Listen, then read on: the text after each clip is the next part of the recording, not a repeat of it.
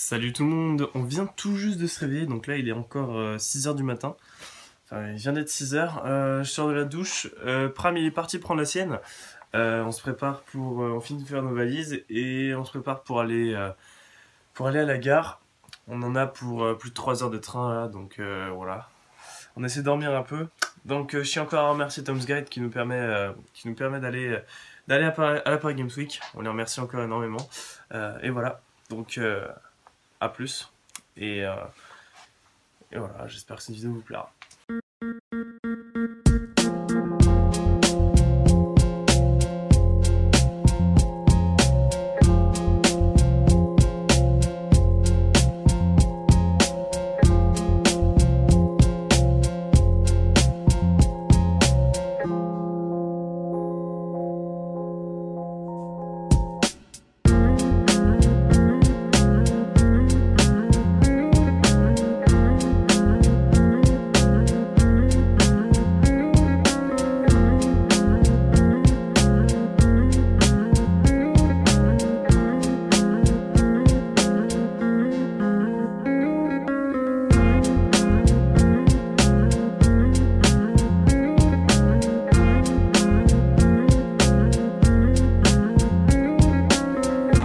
On arrive à Paris, on y est enfin, je sais pas si vous m'entendrez beaucoup, on verra bien au montage.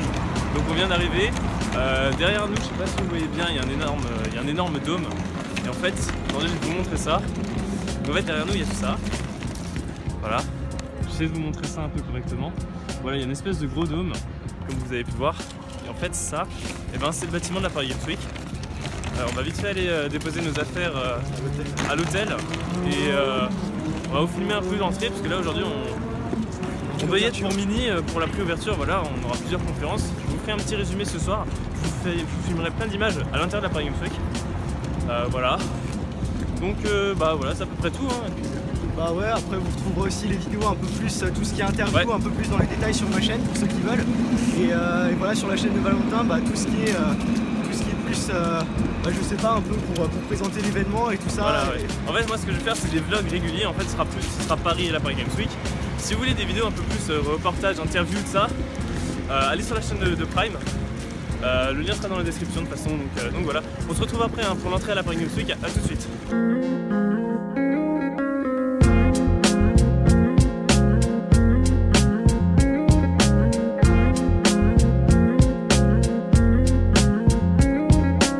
Bon bah ça y est, on y est, on est dedans, donc on peut le voir là actuellement.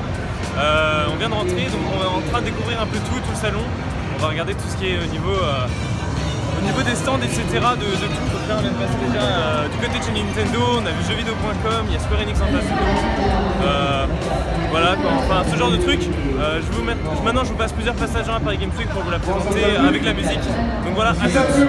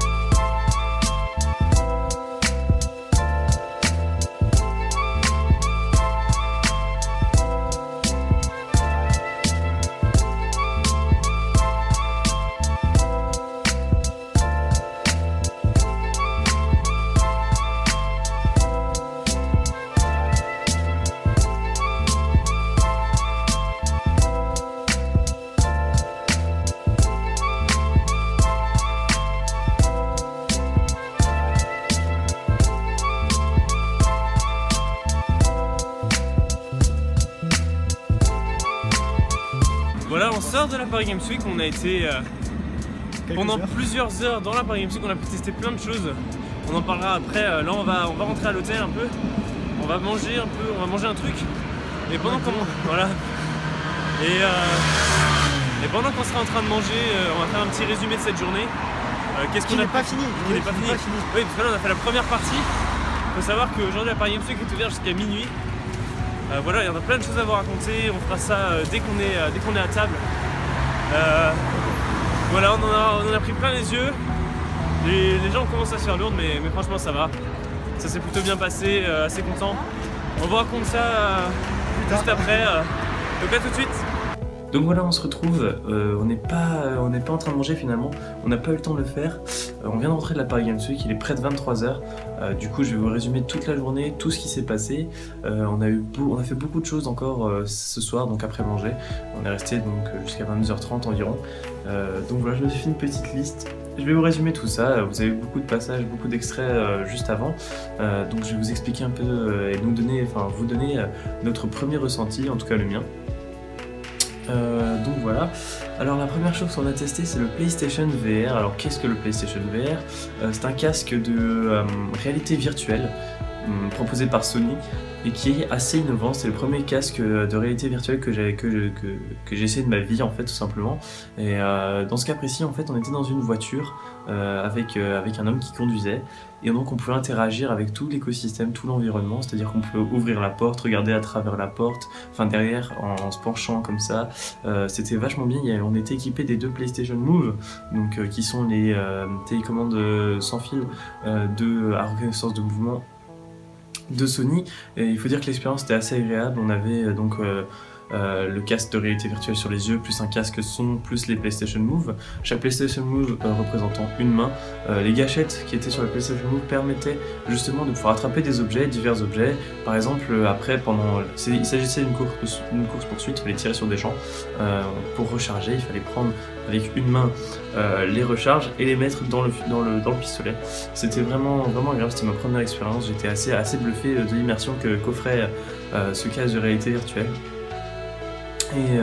Et voilà, mais c'est pas le seul qu'on a testé aujourd'hui, bien sûr que non. On est donc après passé chez Partouche VR, qui est une entreprise qui produit le roller coaster VR. Alors roller coaster, pour ceux qui ne savent pas, c'est un manège, tout simplement, des montagnes russes, je crois que c'était l'Oculus Rift, il était monté sur l'Oculus Rift. Alors on a eu l'occasion d'être dans une structure. Cette structure en fait c'était un wagon qui était sur divers... comment dire, piston, voilà, ça c'est le mot que je cherchais, donc il était sur piston. Du coup ça donnait vraiment l'impression d'être dans un manège. J'ai réussi à avoir des sensations d'être dans un manège, c'était juste fou. Le wagon bougeait et on se voyait bouger dans le jeu. C'était vraiment incroyable. On peut voir vraiment tout autour de soi, on peut lever la tête, tout ça. C'est vraiment très immersif, c'est une autre façon de faire du jeu. De toute façon vous en avez des images. Là pour le roller coaster j'en ai pas, j'en mettrai dans d'autres vidéos plus tard. Voilà, mais c'est ce qu'on a fait aujourd'hui et j'ai eu des sensations comme dans un manège et c'était assez incroyable, vraiment. Je m'attendais pas du tout à ça, mais encore une fois ce n'est pas le seul casque, c'est pas le dernier casque de réalité virtuelle qu'on a testé, non. On en a encore testé un autre dont je parlerai après. Après on est parti du côté de chez EA, Electronic Arts, où on a pu tester Star Wars Battlefront. J'avais déjà testé la bêta ouverte qui était là il y a 2 semaines, même pas. Donc on a pu y jouer, c'était sur PS4 il me semble. J'ai encore du mal avec les manettes, c'est vrai que c'est assez difficile pour moi d'être précis, mais bon voilà, niveau graphisme sur PS4 ça allait honnêtement, c'était assez fluide et l'expérience était assez bonne. Bon, ça reste Star Wars Battlefront, j'en ai un avis assez mitigé pour l'instant parce que c'est un des jeux les plus attendus et je trouve qu'ils n'ont pas assez repris l'univers Star Wars. De plus, il n'y a que du multijoueur, c'est assez dommage, sachant que dans Star Wars Battlefront, le 2, si je dis pas de bêtises, qui était sur GameCube et des consoles comme ça, il y avait possibilité de faire une campagne solo. Voilà, après on est donc passé du côté de chez HTC où justement nous avons pu tester un autre casque de réalité virtuelle, d'après moi, à mon sens, le meilleur de la journée qu'on a pu tester et le meilleur tout court.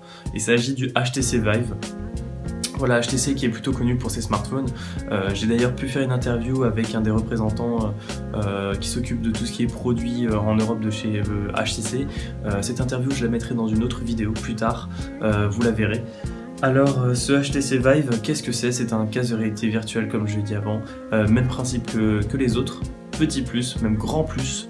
Nous avons deux manettes dans les mains, enfin une manette dans chaque main, qui représente la main gauche et la main droite, et nous sommes dans une pièce. Nous pouvons nous déplacer dans une pièce de maximum 25 mètres carrés, et c'était le cas, on était dans une pièce de 25 mètres carrés, dans laquelle on pouvait évoluer, bouger, s'asseoir, sauter, et tout était reconnu. Voilà, c'était une expérience folle, j'ai pu être sous l'eau et vraiment ça fait peur. Honnêtement, quand vous voyez une baleine énorme arriver près de vous, vous avez vraiment l'impression d'y être et c'était juste fou. Je veux dire, je me suis retrouvé dans des courses-poursuites, je me suis retrouvé à tirer sur des zombies, il fallait que je m'assoie, que je cours, que je saute par terre. C'était vraiment assez fou. Il y a vraiment de quoi faire et je félicite HTC pour ça. J'espère que le projet aboutira et qu'un jour on pourra retrouver ça dans notre salon. Ensuite, on est passé du côté de chez Activision, donc encore une fois PS4, avec Black Ops 3. Ça fait assez longtemps que j'ai pu jouer à Call of Duty et j'ai pu y retoucher. Alors, sur PS4, gameplay toujours aussi agressif et nerveux. On voit bien que c'est du Call of Duty. Ça change beaucoup par rapport au dernier auquel j'ai joué, c'est-à-dire je crois Black Ops 2 si j'ai pas de bêtises, ou je crois que c'était Ghost, je ne sais plus, un des deux. Et honnêtement, on retrouve du Call of Duty encore. Niveau graphisme, c'est encore pas ça. Après, c'est pas vraiment l'expérience qu'on cherche quand on joue à Call of Duty. Je trouve l'idée d'avoir des packs assez intéressantes et c'était vraiment pas mal. Ensuite, on a joué un peu à WRC5, qui est un jeu de rallye, voilà, pas grand chose à dire. Ensuite, on a joué à Assassin's Creed Syndicate. Alors Assassin's Creed Syndicate, sur le stand Ubisoft. Bon, première chose, on a pu passer assez facilement, on a pu filmer un peu, je n'ai pas d'image moi malheureusement, mais voilà. Alors ça se passait bien dès le début. Au début ça s'est très bien passé, on a pu jouer, pas de soucis. Et on s'est très vite fait, jarter du stand. On nous a vite fait demander d'arrêter de jouer, ils ont dit la session de jeu est terminée, hop, pareil, partez. Voilà, ça faisait assez bizarre, c'était assez... voilà, l'accueil était pas top. Mais malgré tout, on a réussi à avoir un petit poster Assassin's Creed, voilà. Ensuite, on est parti encore du côté de chez Ubisoft avec Rainbow Six Siege. On a pu tester Rainbow Six Siege sur Xbox cette fois, c'est sur Xbox. Alors on a eu droit à une présentation du jeu pendant 10 minutes. Donc voilà, après cette séance de 10 minutes de présentation, on a pu passer au gameplay, c'était sur Xbox One. Alors, le problème est en fait que la prise en main est assez difficile. C'est vrai qu'on a eu cette séance où on nous a appris à jouer au jeu. Le but du jeu en lui-même est assez sympathique, il se démarque de beaucoup d'autres jeux FPS de tir. Ici on est plus dans tout ce qui est stratégie, mais il faut dire que la mise en application et le gameplay sont assez durs à assimiler au début. Il y a beaucoup d'éléments à assimiler et beaucoup de choses à apprendre, et c'est vrai que pour un début c'est assez compliqué, on s'est très vite fait tuer dans les manches. Voilà, c'était assez dommage, mais bon, j'attends de pouvoir le tester plus en profondeur pour pouvoir donner un avis plus prononcé. Ensuite, on est parti du côté de Guitar Hero. C'était la première fois que je jouais à Guitar Hero. Et là, apparemment, grosse déception. Parce que j'étais avec Prime qui, lui, avait déjà beaucoup joué à Guitar Hero. On a eu beaucoup de problèmes de synchronisation avec la guitare, les touches qui étaient pas très bien reconnues, et on a eu beaucoup de manquements au niveau des accords, etc., des notes. Donc ça, c'était assez dommage, voilà, petit point négatif. Donc voilà, on est allé du côté de chez Turtle Beach pour tester des casques de gaming, autant Xbox que PS4, et donc voilà, une expérience assez agréable. En parlant de casque, pour tout ce qui est casque de réalité virtuelle, si vous souhaitez en apprendre plus, sachez qu'il y a une interview d'un des dirigeants de la HTC dont je vous ai parlé avant, qui a été interviewé par Prime justement sur le HTC Vive. Donc si vous souhaitez en apprendre plus, allez voir sa chaîne, un reportage sortira très bientôt. Sur ce, je vous dis à bientôt pour la prochaine vidéo, c'est-à-dire demain soir normalement pour le jour 2 de la Paris Games Week. J'espère en tout cas que cette première vidéo vous aura plu. A plus, salut tout le monde.